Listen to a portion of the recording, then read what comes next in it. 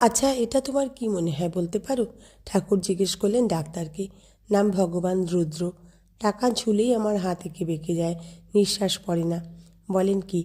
Doctor একটা টাকা বের করে ঠাকুরের হাতে রাখলেন। কি আশ্চর্য!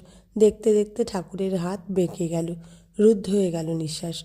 তাছাড়া চিন্তিত মনে ভাবছেন রামকুমার, ছেলেটার কেমন উদাস উদাস ভাব। পঞ্চবটির জঙ্গলে গিয়ে চুপচাপ বসে থাকে একলা।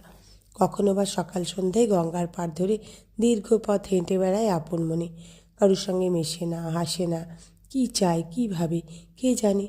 বাড়িতে মার জন্যে মন কেমন করছে হয়তো। একদিন ডেকে প্রশ্ন করলেন, মার জন্যে মন কেমন করছে রে গদাই? বাড়ি যাবি?